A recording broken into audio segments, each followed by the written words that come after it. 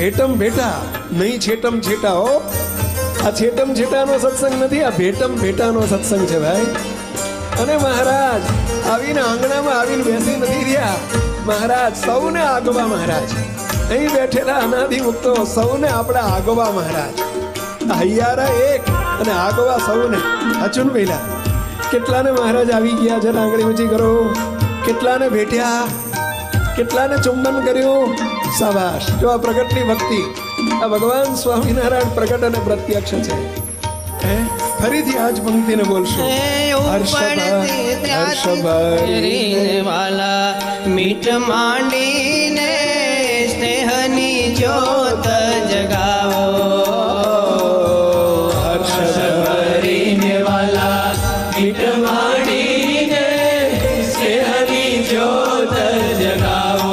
હે મહારાજ, અમારી સાથે સ્નેહ કરો તમે પ્રભુ. અમને